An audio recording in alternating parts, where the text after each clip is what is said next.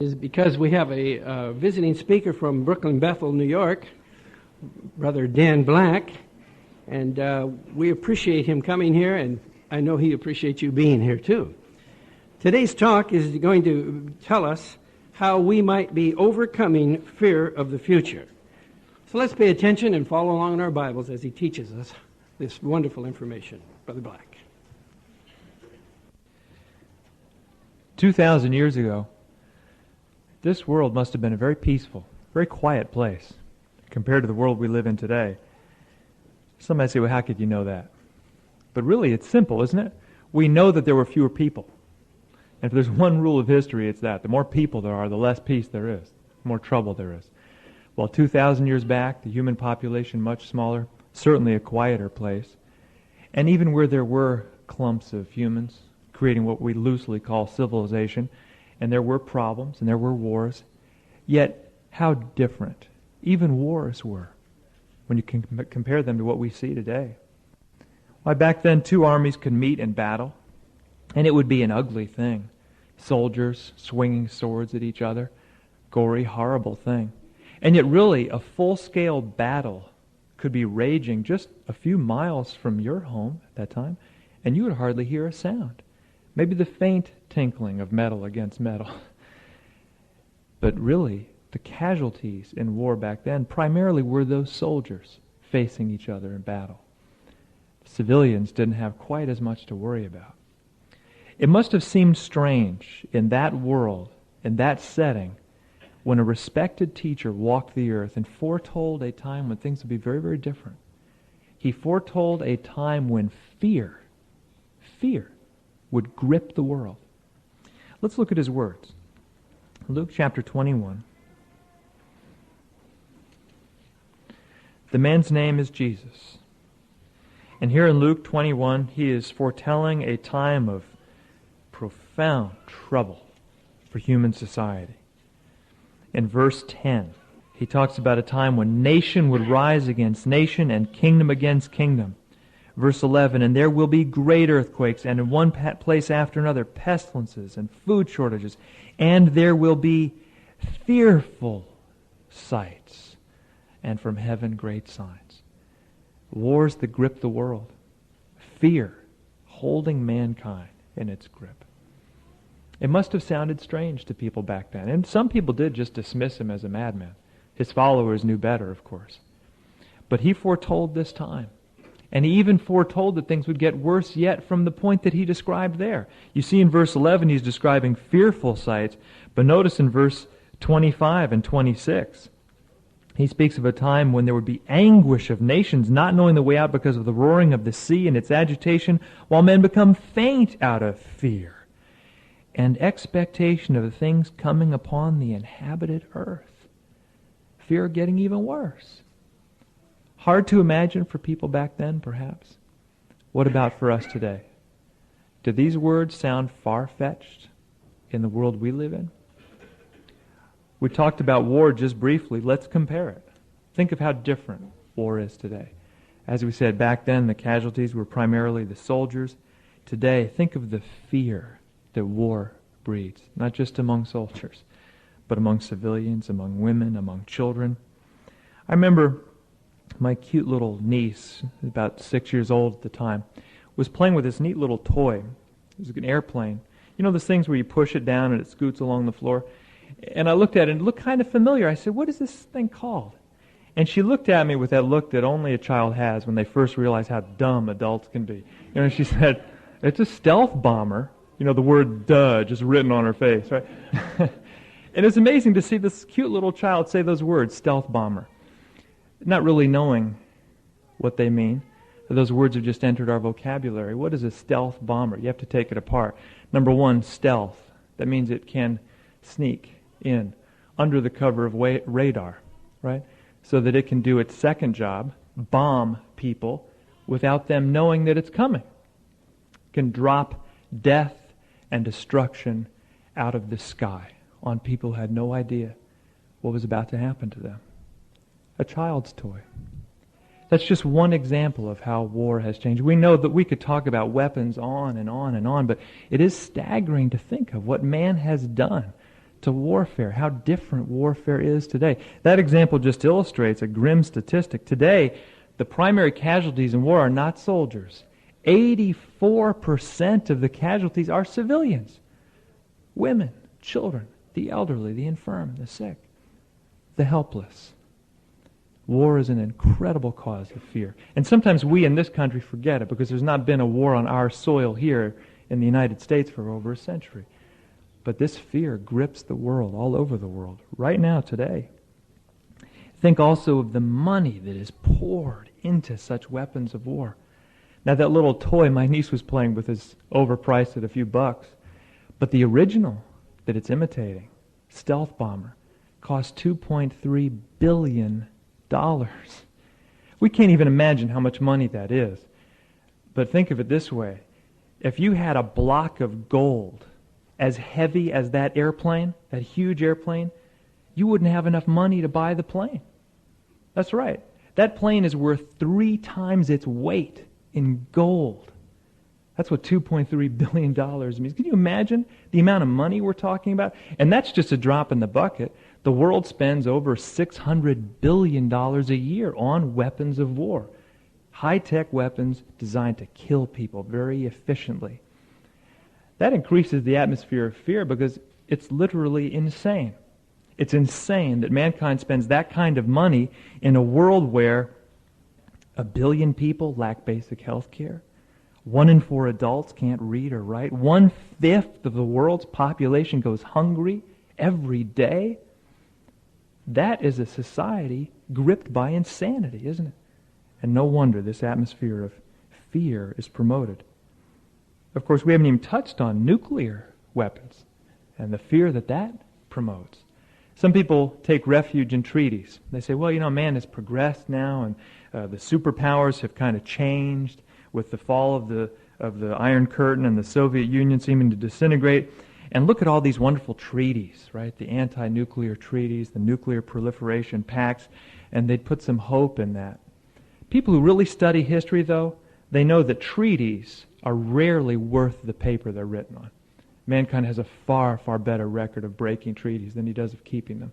Rarely keeps treaties unless there's some selfish motive involved. But let's be really naive. Let's assume that man will honor every treaty that he has made involving getting rid of or not increasing these nuclear weapons. This is science fiction, but just imagine it.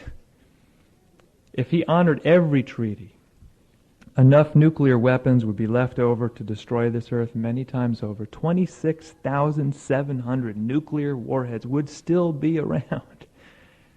Again, increasing this atmosphere of fear.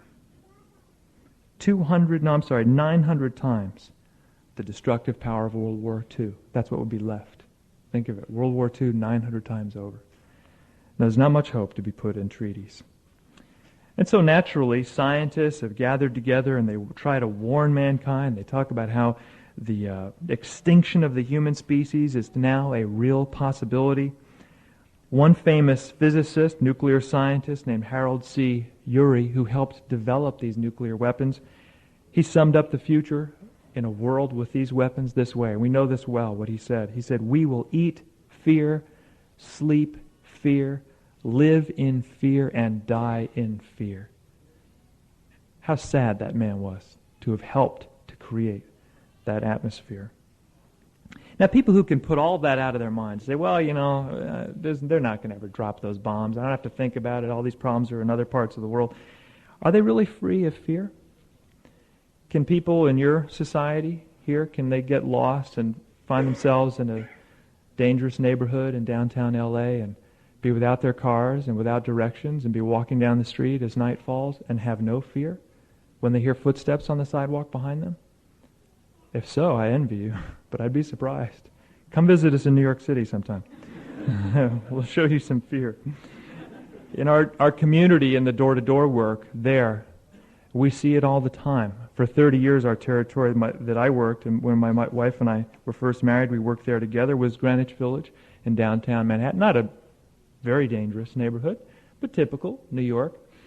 We'd work in these buildings with vestibules, and it really impressed us how people were poisoned by fear.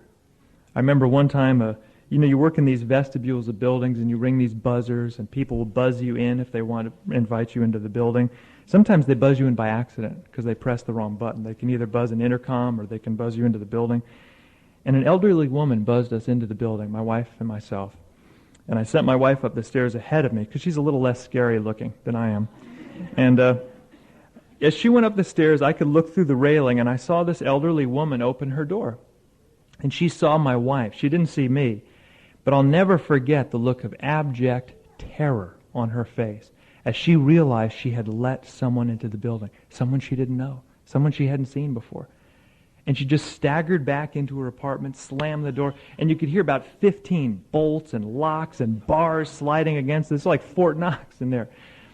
And as I say, she never saw me. Now, I'm 6'5" and 200 pounds and kind of ugly looking, and, I could see being a little scared. My wife is all 5'1", and blonde hair and blue eyes. She's about as scary looking as Shirley Temple.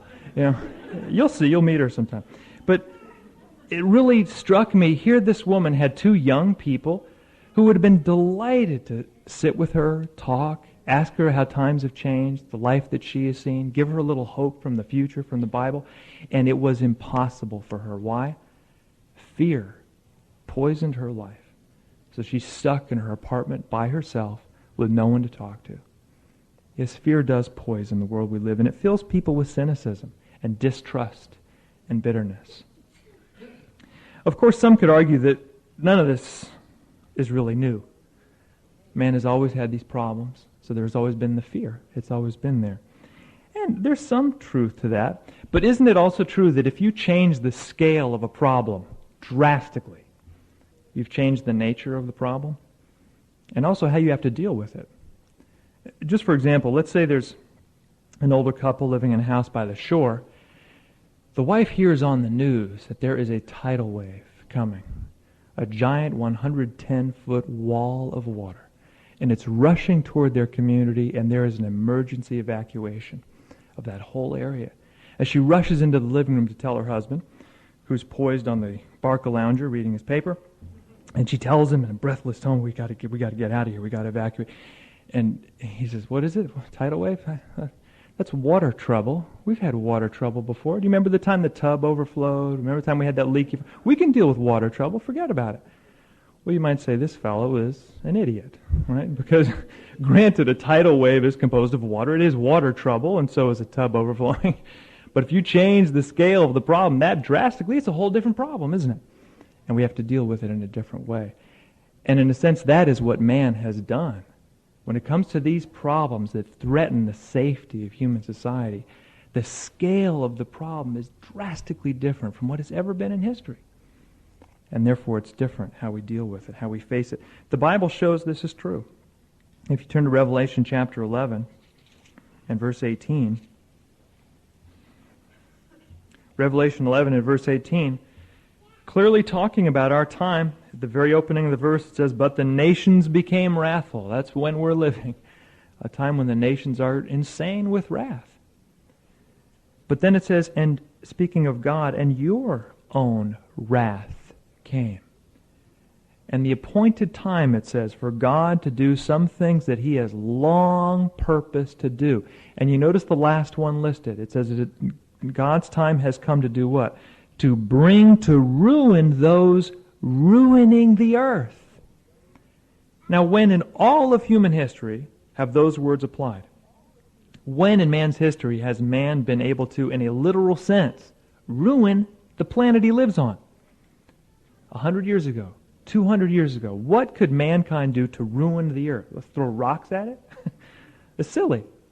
But today man is literally doing just that, right? Poisoning the atmosphere, the water supply, the oceans, the soil. It just goes on and on. But we are steadily ruining the earth right as we speak.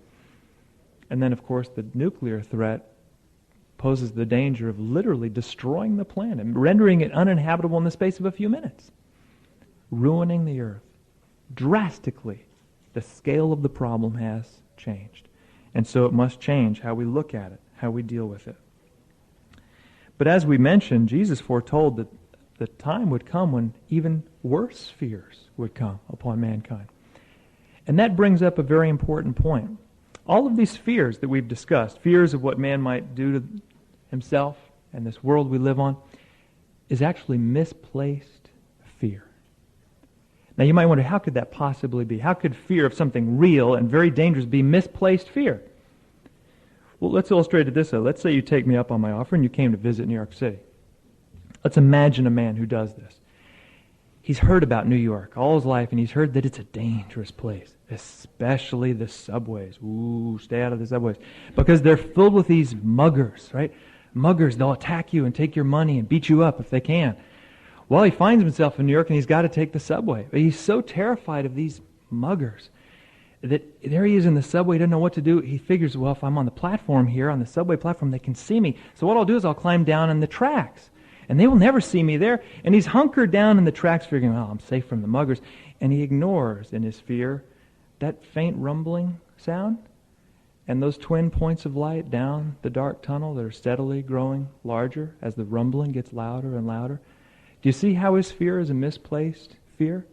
Sure, muggers are real. They are a danger. But he's got a much greater danger pressing down on him, doesn't he? So his fear of muggers, in that context, it's misplaced fear. So it is with fear of what mankind is doing or might do to the world we live in. It's misplaced fear. Why? Because something far, far more dangerous is pressing down against human society. What could that possibly be? Let's turn to Jeremiah chapter 25, and we'll see how the Bible describes it. Jeremiah 25, and let's read verses 15 and 16 together. It says there, "For this is what Jehovah, the God of Israel, said to me. Take this cup of the wine of rage out of my hand, and you must make all the nations to whom I'm sending you drink it. And they must drink and shake back and forth and act like crazed men because of the sword that I am sending among them." As this picks on something we read already in Revelation. We talked there in Revelation 11:18 about a time when God's own wrath came. And here you see it described as the cup of God's wrath. Can you imagine anything in the universe more dangerous than the wrath of its creator? His power is awesome beyond our ability even to fathom. And here he is described as having rage, anger. Directed at whom? Well, it says here this cup of his rage would be handed to the nations, doesn't it? Anger toward the nations. Now, some might say, this is talking about the nations of Jeremiah's day. This is way back in the 7th or 8th century BCE. It's not relevant to the world we live in today. Well, if you want, just put your finger there, and let's move forward in time. Let's go back to Revelation, and this time the 19th chapter. So this enables us to move 700 or 800 years through time now. And let's see if in all those centuries God's feelings had changed towards the nations. If you go to Revelation 19, let's read verse 11. It says there, "And I saw the heaven opened, and look, a white horse, and the one seated upon it is called Faithful and True, and he judges and carries on war in righteousness." Here, someone representing Jehovah himself is given this task of carrying on war in righteousness. War against whom? Well, God is on the one side and those fighting in his behalf. But look at verse 15. This rider on the white horse, it says there, "And out of his mouth there protrudes a sharp, long sword, that he may strike the nations with it. And he will shepherd them with a rod of iron. He treads to the winepress of the anger of the wrath of God the Almighty." Had Jehovah's anger softened and dwindled away in those 700 or 800 years since Jeremiah's time? Really, why would it have? Why is God angry with the nations? Isn't it because of the bloodshed, the warfare, the oppression, the misery that they create again and again and again? Had they stopped acting that way in those 700 or 800 years, or had their blood guilt just mounted up and up and up? How many millions of innocent people have been killed since these words in Revelation were penned? Would God's wrath towards them dwindle away? Or have not causes for it just piled up and up? Absolutely. There can be no question about it. So let's go back to Jeremiah and see how this wrath of God is focused? How is it directed? Jeremiah describes it as if it were a great storm or a tempest, and he's reporting it like a weatherman. If you go to Jeremiah 25, and this time we'll read verses 31 through 33, it says there, a noise will certainly come clear to the farthest part of the earth, for there's a controversy that Jehovah has with the nations. He must personally put himself in judgment with all flesh. As regards the wicked ones, he must give them to the sword, is the utterance of Jehovah. This is what Jehovah of armies has said. Look, a calamity is going forth from nation to nation, and a great tempest itself will be roused up from the remotest parts of the earth, and those slain by Jehovah will certainly come to be in that day from one end of the earth clear to the other end of the earth. They will not be bewailed, neither will they be gathered up or be buried. As manure on the surface of the ground, they will become. These are powerful and disturbing words, aren't they? But when we think about them and read about them, there's a couple of things we need to keep in mind. When God's wrath, his anger, is described, is it like man's wrath? Is his anger similar to the anger of the nations? No. The anger of the nations is insane. When man attacks man, it is purposeless, it is out of control, it is indiscriminate. They can't destroy selectively, right? They destroy the innocent, the guilty, the combatants, the non-combatants, right? It just creates havoc, misery, and it just adds on and on to itself. Jehovah's anger is quite different. It is directed, it is purposeful, it is controlled, it is specific. You see, now, we've talked here and read about a great, vast slaughter. It's true. But it's a slaughter of whom? The nations is the general umbrella. That's the structure that's attacked. But very specifically, what did it say in verse 31? It says, as regard the wicked ones, these are the ones given to the sword. The ones who actively hate Jehovah, fight against him, hate peace, hate Jehovah's government, and do not want to submit themselves to it. That is the wrath of Jehovah God. It's specifically directed also towards the leaders, those in control of these governmental organizations who refuse to help people to get to know Jehovah, refuse to submit themselves to Jehovah's rule. You see that in verse 34 where he says, howl, you shepherds, and cry out, and wallow about, you majestic ones of the flock, because your days for slaughtering and for your scatterings have been fulfilled, and you must fall like a desirable vessel. He tells them, those responsible for this world system of things, in no uncertain terms, that he holds them responsible.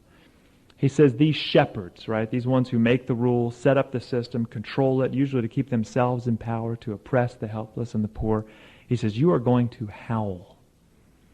And it's kind of ironic, isn't it? Because Jeremiah gave this warning. He gave it faithfully, dangerous though it was. And how do you think powerful rulers responded to him? The fact is, they dismissed him, didn't they? They dismissed him as a calamity howler. And they ended up howling because of calamity, because they ignored him, because they refused to listen to him. And just as verse 38 says, it was as if Jehovah was a lion in hiding. They just burst in amongst these shepherds, taking away their pasturage, their system of things, destroyed. And that's what Jehovah promises for those who are controlling this system of things and refuse to listen to the warnings. As we read words like these, there's something else we need to keep in mind. Some people read these words and say, well, this shows that God is bloodthirsty and violent. How wrong they are. Why are these words recorded? They're recorded precisely because God does not want anyone to have this befall them. If he were bloodthirsty, he wouldn't warn anybody. He would just bring the destruction. More people die that way. The whole purpose of a warning is to tell you, get out of the way, so you're not hurt, so you don't have this befall you. And that's a very important point to keep in mind. Jehovah offers a way out, including to these responsible ones, including to the leaders, the rulers of this world. He specifically addresses them in that way. We sang about one example of that in our opening song. That was based on the 2nd Psalm. Now, why don't we turn there and just emphasize that. Psalm 2. And verses 9 through 12. Jehovah's addressed here with these words. It says, you will break them with an iron scepter. As though a potter's vessel, you will dash them to pieces. But now notice this. beautiful, loving invitation. It says, "And now, O kings, exercise insight. Let yourselves be corrected, O judges of the earth. Serve Jehovah with fear, and be joyful with trembling. Kiss the Son, that God may not become incensed, and you may not perish from the way." God does not want anyone to perish. He offers this way out. He says to them, kiss the Son. What does that mean? Well, Jehovah's Son is Jesus. We know he's been in heaven since his death on earth in 33 CE. How could any world ruler down here on the earth kiss the Son? Well, of course it's not meant literally. But back in the Middle Eastern culture, to kiss a ruler is a sign of welcoming him in his rule, and it's a sign of submitting to his rule. Bible prophecy, as we know, points to Jesus beginning to rule as king in heaven in our own time. In 1914, the last days that the Bible describes so powerfully. And everyone on the face of the earth, including its rulers, have had the opportunity to kiss the Son, to welcome him as king, to seek his rulership, to bend to it, to obey it. You see? Have they responded to that invitation? Sadly, very few. By and large, they have rather dismissed it all as a lot of calamity howling. Tragically, they end up howling because of calamity. But it's important to keep in mind, Jehovah wants everyone to take advantage of the way out, so they're not destroyed. Now, some might complain about truth in advertising at this point. This talk is called Overcoming Fear of the Future. And some could easily say, I came to this Kingdom Hall this morning, and I already had one reason to fear the future. I was already worried about what mankind is doing, or might do to this earth. Now you tell me there's two causes. There's two reasons to fear the future. The second one's worse than the first. So how could this possibly be about overcoming fear of the future? I'm more scared than I ever was. It's not really true, though, is it? Isn't it true that the second cause for fear eliminates the first? Remember what we read in Revelation 11:18. It says that when God's wrath reaches its boiling point, it becomes his time to do what? To bring to ruin those ruining the earth. He will never allow mankind to destroy this beautiful earth that he has made. He tells us in no uncertain terms in the Bible that the earth will stand forever. His purpose is for it to be inhabited with a righteous, happy, united family of humans. And nothing man does will ever change Jehovah God's purpose. It's completely out of man's ability to do that. So the second cause for fear eliminates the first. Man will never destroy this earth. But what about the second cause for fear? Do we need to fear what Jehovah God will do to human society, alienated from him? The answer to that is a beautiful one. It's up to you. Jehovah actually puts it in your hands as to whether you need to fear the future or not. Your choice. How so? For one thing, let's keep in mind that the Bible is not about destruction.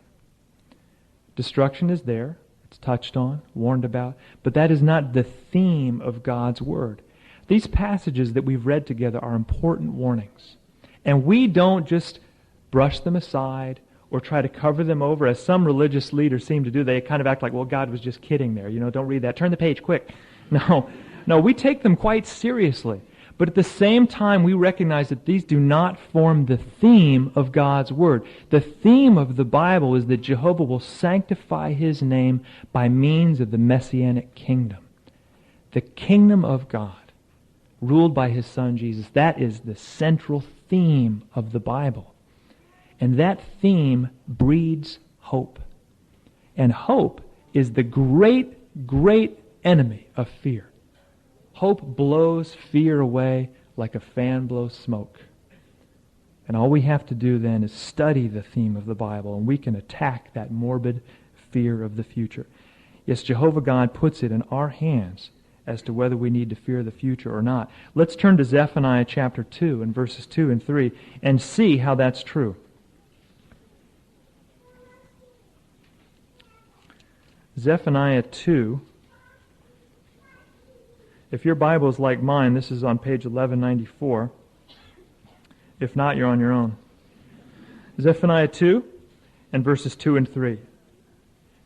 It says there, before this statute gives birth to anything, before the day has passed by just like chaff, before there comes upon you, people, the burning anger of Jehovah, before there comes upon you the day of Jehovah's anger, seek Jehovah. All you meek ones of the earth who have practiced his own judicial decision, seek righteousness, seek meekness.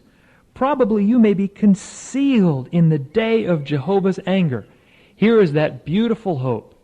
When Jehovah's anger bursts upon this world system of things, like a tempest, like a storm, here is the hope of being concealed, protected, covered over, so that the anger sweeps by us, and we're safe from it. Isn't that a beautiful hope? You know, some, though, don't get enough hope from these verses because there's something that troubles them when they read it. They see these words, probably, and may. Probably you may be considered. This makes them worried. They think, whoa, what does this mean? Probably. Does that mean it depends on how Jehovah feels that day? Like what kind of a mood is he in? Oh, there's Dan Black. Should I just squash him like a bug or should I conceal him? Which will it be? I don't know. No. That's not Jehovah. The Bible tells us that he does not change at all. He's not moody. He's not unpredictable. He's not whimsical. We, on the other hand, sadly, are. Isn't it true? Our faith, our loyalty can go up and down. We are the probably and the maybe. The uncertainty lies with us. But if we do what this verse says, if we do seek Jehovah, practice his judicial decisions, welcome his Son, accept him as our ruler, right? Make ourselves subjects of that kingdom. There's no question about Jehovah. Of course he will conceal everybody like that. This is a precious hope that Jehovah puts it in our hands. Do we need to fear the future or not? His own Son made this point clear as well. Let's turn to Matthew chapter 25 and see how Jesus taught the same idea. Matthew 25, and reading starting in verse 31. It says there, when the Son of Man arrives in his glory and all the angels with him, then he will sit down on his glorious throne. And all the nations will be gathered before him, and he will separate people one from another, just as a shepherd separates the sheep from the goats. And he will put the sheep on his right, but the goats on his left. Now, if we skipped the intervening verses and went down to the end of the chapter, we see in verse 46 that these goats depart into everlasting cutting off, but the righteous ones into everlasting life. But it's not a good idea to skip the intervening verses, because were we to do that, we might miss the point. We might be misled into thinking, well, now wait a minute. A goat is born a goat. Sheep is born a sheep. So really it's all predetermined, whether we're destroyed or not. If so, we would miss the whole point of his illustration. If we read those intervening verses, and it's important we do so. If we haven't, we should read it when we get home.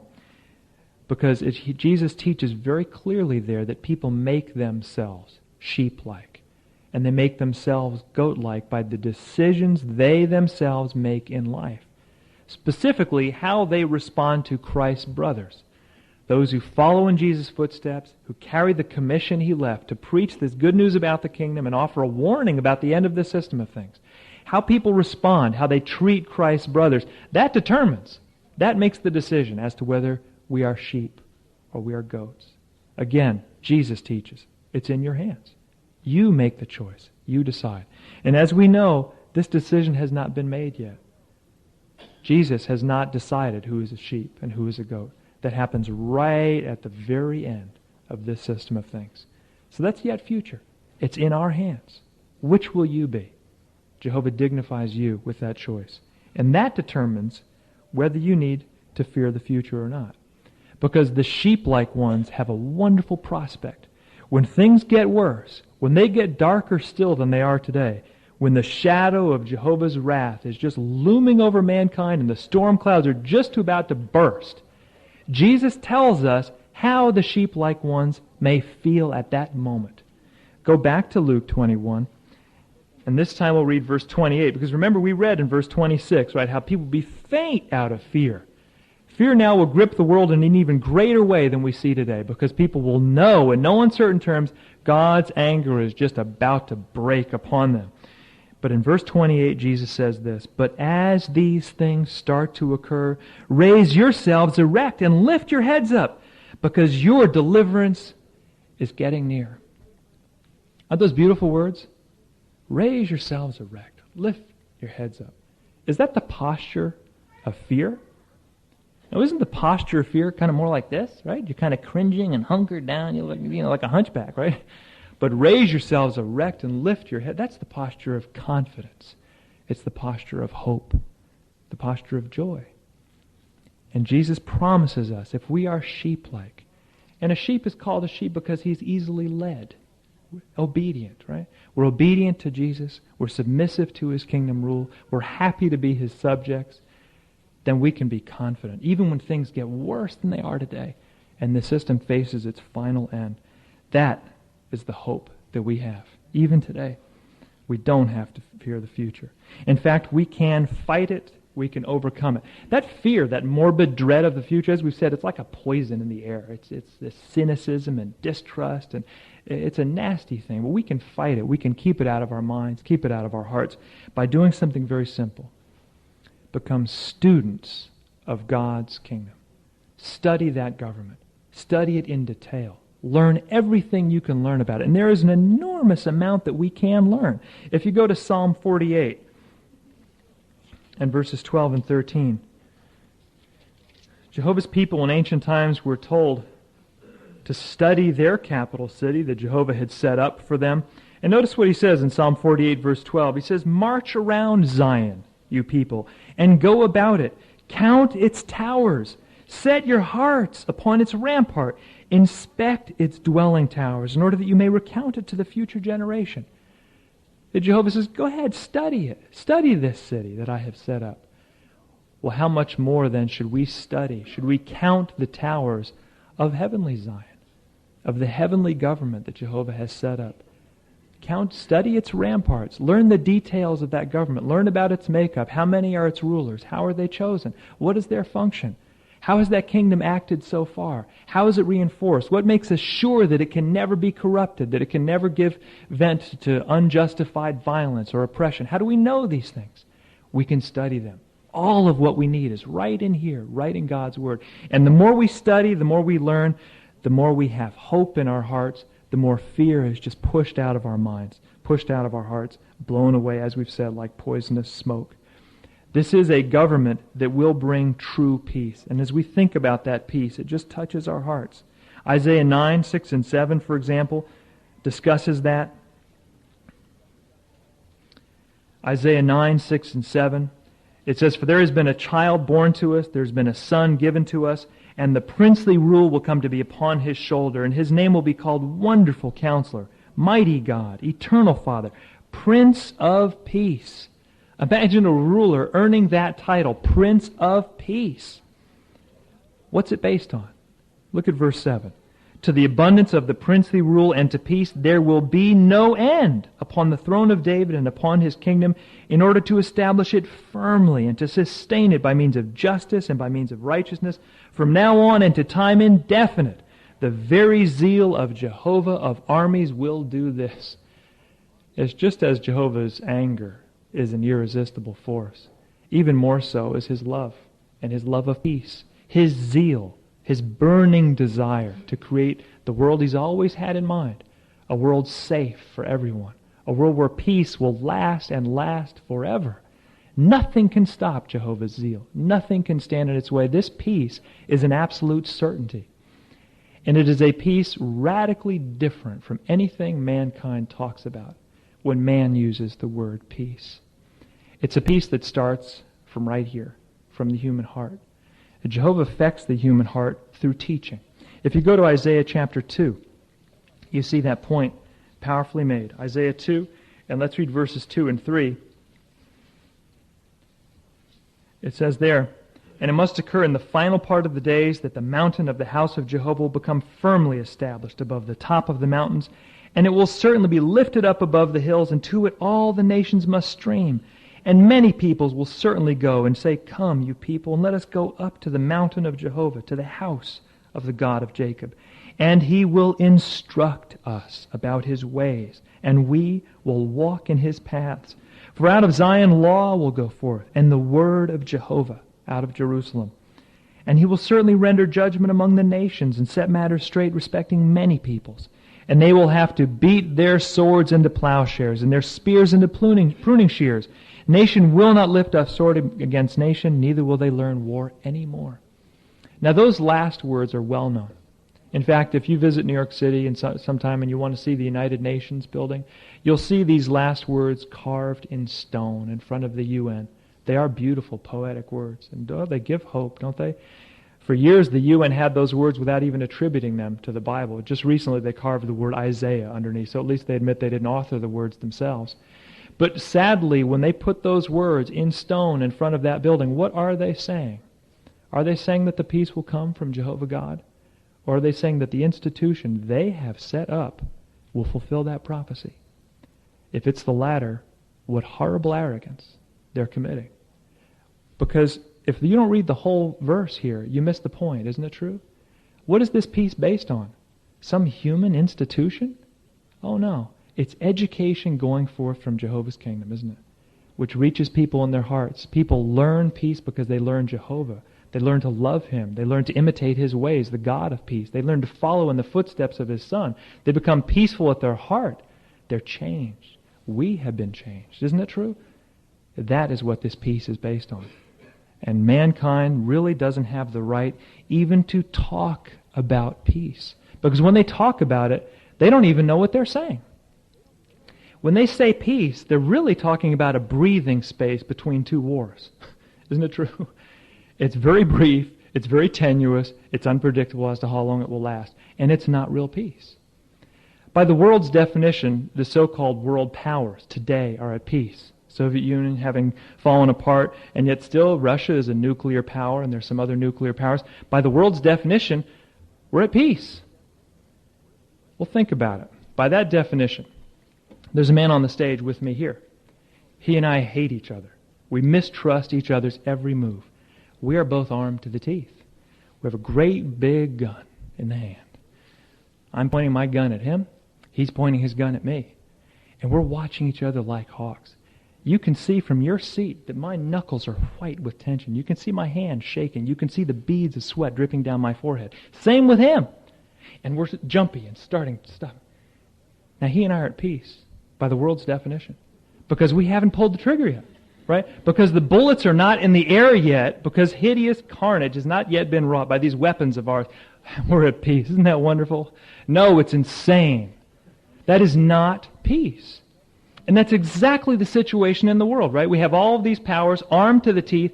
The nuclear weapons are targeted. All they have to do is pull the trigger, press the button, and death rains out of the skies. That's peace by the world's definition. That is insane. That is not the peace that Jehovah is talking about. And you can understand then why he gets so irate at these institutions that talk about peace. Because all they do is build false hopes and they lead people away from the only real hope, the only real source of peace, which is His Messianic kingdom. Yes, this Messianic kingdom will end war. No nuclear proliferation treaties.